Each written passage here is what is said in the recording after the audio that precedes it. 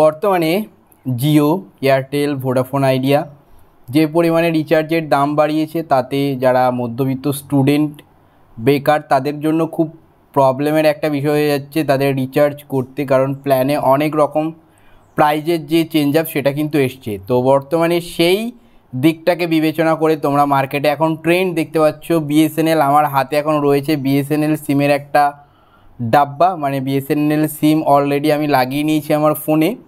তো এই বিএসএনএল সিম কেনার পর আমি কিন্তু আমার সোশ্যাল মিডিয়াতে শেয়ার করেছিলাম। তো এই বিএসএনএল সিমে বর্তমানে আমাকে সেখান থেকে অনেকে কোয়ারি করেছে যে সিমের নেটওয়ার্ক কেমন থাকছে, নেটের স্পিড কেমন কেমন চলছে সিম, সমস্ত এক্সপিরিয়েন্স আমি বিএসএনএলের সাথে যেটা এখন এই মোমেন্টে ফেস করছি একদম সরাসরি এই ভিডিওতে শেয়ার করতে চলেছি। আমার লোকেশন কোথায় এবং কোন কোন জায়গাতে বিএসএনএল ঠিকঠাক চলছে, ঠিকঠাক চলবে পশ্চিমবঙ্গে, সেটাও আমি এই ভিডিওতে শেয়ার করতে চলেছি। তো আমি কিন্তু এর আগেও মানে 1-1.5 বছর আগে বিএসএনএল ইউজ করতাম। তো তখন বিএসএনএল ততটা আমাদের এখানে নেটওয়ার্ক ভালো ছিল না, সেই কারণে আবার আমি চেঞ্জ করেছিলাম, কারণ তখন আমাদের আদার্স কোম্পানির প্ল্যানগুলো ঠিকঠাক চলতো বা নেটওয়ার্ক তাদের ভালো ছিল। তো এর পরবর্তীতে আমি বিএসএনএল আবার নতুন করে সুইচ করেছি। তো কেমন আমার এক্সপিরিয়েন্স সেটাই শেয়ার করব। পুরো বিষয়বস্তু জানতে ভিডিও স্টিল লাইন দেখতে হবে। চ্যানেলে প্রথমবার আসলে চ্যানেলকে সাবস্ক্রাইব করতে হবে। তো চলো শুরু করছি আজকের এই ইন্টারেস্টিং ভিডিওটি। তো বর্তমানে বিএসএনএল টাটা কনসালটেন্সি সার্ভিসের সঙ্গে যুক্ত হয়ে নতুন করে ভারতবর্ষে অনেক কটা ডেটা সেন্টার বানিয়ে তারা কিন্তু মার্কেট গ্যাদার করতে চাইছে এবং তাদের প্ল্যানের যে দাম সেটাও কিন্তু অনেক তুলনামূলক আদার্স কোম্পানির থেকে কম রয়েছে। এইবার এই বিএসএনএল আমি আমার যে লোকেশন পশ্চিমবঙ্গের, আমি বর্তমানে রয়েছি নদিয়া এবং আমার লোকাল সিটি চাপড়াতে, এবং এখানে কেমন নেটওয়ার্ক রয়েছে সেটা ঠিকঠাক তোমাদেরকে শেয়ার করব।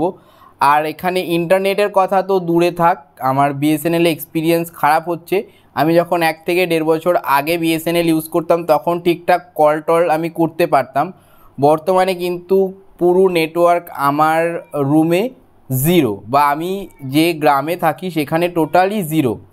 তো বর্তমানে বলতে গেলে আমি বিএসএনএলের নেটওয়ার্ক বাইরের দিকে বেরোলে, মাঠে ফাঁকার দিকে গেলে 2-3 দাগ আমার সিগন্যাল আমি পাচ্ছি নেটওয়ার্কের, এবং আমাদের সিটির দিকে মানে আমাদের লোকাল সিটি চাপড়া বা কৃষ্ণনগরের কাছাকাছি গেলে সেখানে আমি হয়তো 3 থেকে 4 দাগ পাচ্ছি। এবং আমার যে নেটওয়ার্কের যে নেটের স্পিড সেটা বর্তমানে তো আমার এখানে চলছেই না। এবার যখন আমার আরবান এলাকাতে যাচ্ছি তখন কিন্তু নেটের স্পিড মোটামুটি 3Gতে আমার স্পিড দিচ্ছে। এবার বাড়ি থাকলে ওই সিমে কেউ কল করলে আমাকে পাবে না, কারণ নেটওয়ার্ক পুরো জিরো। আমি সেই সিগন্যালটা কেমন দেখাচ্ছি তোমাদেরকে, এখন স্ক্রিনশট তোমরা দেখতে পাচ্ছ। নেটওয়ার্ক কিন্তু পুরো যখন আমি বাড়ির মধ্যে থাকছি এই রকম শো করছে। এবার এটা কিন্তু 2-3 বছর আগে ছিল না। বর্তমানে কেন হচ্ছে? কারণ বর্তমানে ইউজার বেশি হয়ে গেছে এবং বিএসএনএলের কি হচ্ছে, নেটওয়ার্কের এখনও পর্যন্ত আমাদের এখানে সাপ্লাই কম হচ্ছে, বা এখানে নেটওয়ার্কের কোনো যে টাওয়ার বলা হয় নেটওয়ার্কের, সেটা কিন্তু বিএসএনএলের আমাদের এলাকাতে নেই। সো আমি এই বিষয় নিয়ে বিএসএনএলের কাস্টমার কেয়ারে কথা বলেছি, ওনারা বলছে খুব তাড়াতাড়ির মধ্যে সেটা আমাদের এখানে তৈরি করা হবে। ইভেন ভারতবর্ষের প্রত্যেকটা জায়গাতে তৈরি করা হবে, পশ্চিমবঙ্গে একদম জিওর মতো এটা গলিতে গলিতে দেওয়া হবে। এবার হচ্ছে কি না, পশ্চিমবঙ্গের কোথায় কোথায় ভালো ভালো চলছে, এবার আরবান এলাকাগুলোতে বিশেষ করে বীরভূম বা বাঁকুড়া বর্ধমান এলাকাগুলোতে এই যে বিএসএনএলের সিমটা এটা কিন্তু ঠিকঠাক চলে। ওখানে 4G নেটওয়ার্ক রয়েছে বিএসএনএলের, ওখানে 4G স্পিড আমি ওখানে ইউজ করে দেখেছি। আগে যখন ইউজ করতাম ওখানে 4G চলে, এবং আমার ওখানকার ম্যাক্সিমাম সাবস্ক্রাইবার এবং বন্ধুবান্ধবীরাও বলছে যে বিএসএনএল ওনাদের এলাকাতে ঠিকঠাক চলছে। আসানসোল, দুর্গাপুর, তারপর হচ্ছে কিনা বর্ধমানের কিছু জায়গাতে, বীরভূম, টোটালি কিন্তু বিএসএনএল ঠিকঠাক 4G নেটওয়ার্ক স্পিডে চলছে। আমাদের কৃষ্ণনগরেও কখনো কখনো 4G সিগন্যাল আমি পাচ্ছি এবং কখনো কখনো 3Gতে আসছে। এবার আমার বাড়ি বা আমার রুরাল এলাকাতে বলতে গেলে একদম টোটালি নেটওয়ার্ক জিরো রয়েছে। তো এটা ছিল মোটামুটি আমার বিএসএনএলের সঙ্গে এক্সপিরিয়েন্স এই কয়েক দিনের। ইভেন আমি আগেও ইউজ করেছি এবং এখন কিন্তু বর্তমানে সাপ্লাই কম হচ্ছে, কারণ এখানে লিমিটেড ডেটা কিন্তু পাস করাচ্ছে, কারণ এখানে ইউজার হয়তো বিএসএনএল অনেকে সুইচ করে নিয়েছে।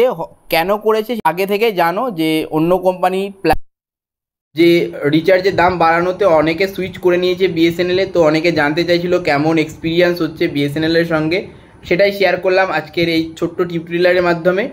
তো তোমরা যদি কিনতে চাও কয়েকদিন পর অপেক্ষা করে যাও, কয়েকদিন পর কিনো। বর্তমানে কিনে তোমাদের প্রবলেম হতে পারে। এবার কিনতে পারো, তবে তোমাদেরকে একটা ব্যাকআপ অন্য কোম্পানির সিম রাখতে হবে। যদি তোমরা দুটোকে অ্যাফোর্ড করতে পারো তাহলে তোমরা অবশ্যই কিনবে। তো এটা ছিল আজকে বিএসএনএলের সঙ্গে এক্সপিরিয়েন্স কি সেই ভিডিও। অবশ্যই ভালো লাগলে একটা লাইক করে দেবে, শেয়ার করবে। চলো দেখা হচ্ছে পরবর্তী কোনো ভিডিওতে। ধন্যবাদ সকলকে ভিডিওটা দেখার জন্য।